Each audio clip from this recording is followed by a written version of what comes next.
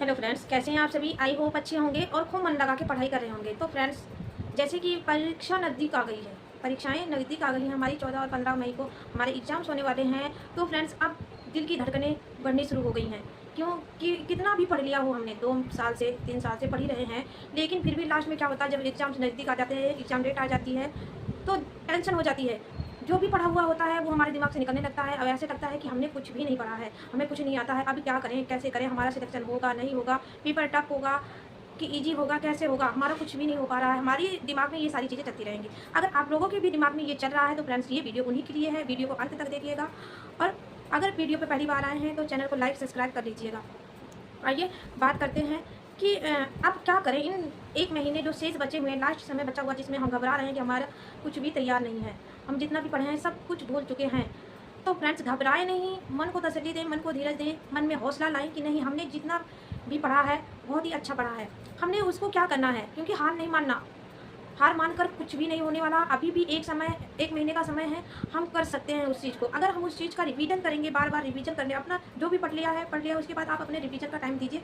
जितना ज़्यादा से ज़्यादा हो सके आप उसको रिवाइज करते रहिए, करते रहिए, करते रहिए। देखिए, आप जब एग्जाम हॉल में बैठेंगे ना, तो वो सारी चीज़ें आपको याद आ जाएंगी। तो फ्रेंड्स, हार तो मानना ही नहीं है कि हमें कुछ नहीं याद आ रहा है, कुछ नहीं, भूल जा रहे हैं। नहीं, अभी भी समय है हमारे पास 1 महीने का। 1 महीने में हम बहुत कुछ कर सकते हैं।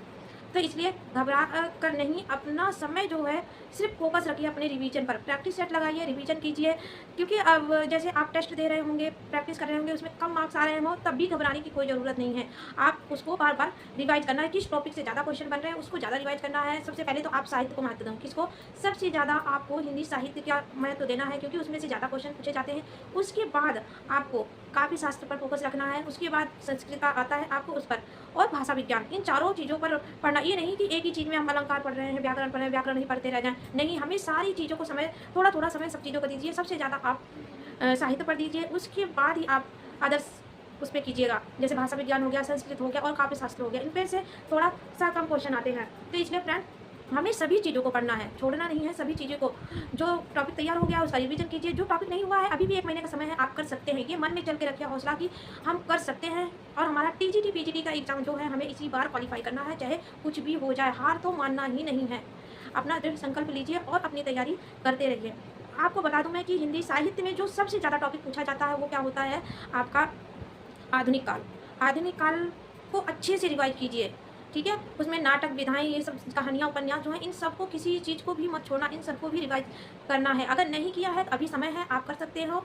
आप डर के मत बैठिए, मन को होपलेस होने मत दीजिए। होपलेस होना नहीं है, क्योंकि एग्जाम डेट आती है तो ये सभी के साथ होता है फ्रेंड्स। आपके साथ, हमारे साथ, सभी के साथ होता है। जब एग्जाम डेट आ जाती है तो मन में घबराहट, उथल पुथल चलने लगती है कि अब तो मेरा कुछ तैयारी नहीं हुआ, अब मैं क्या करूँ, अब एग्जाम आ गया है, हम कर पाएंगे नहीं कर पाएंगे। इन सब चीज़ों को छोड़ के, मन को रिलैक्स करके, आपको सिर्फ अपनी पढ़ाई पर ध्यान देना है। ये मत सोचिए कि एग्जाम है। आप जैसे रूटीन में पढ़ते आए हैं, सिर्फ उसी को फॉलो करते रहिए और पढ़ते रहिए। रिवीजन, प्रैक्टिस, अब ये समय रह गया है, आपको इन चीज़ों पर ज़्यादा फोकस रखना है। तो फ्रेंड्स, आज के लिए बस इतना ही। वीडियो कैसी लगी अपना फीडबैक जरूर कमेंट बॉक्स में डालिए, ठीक है। फिर मिलते हैं नेक्स्ट वीडियो में।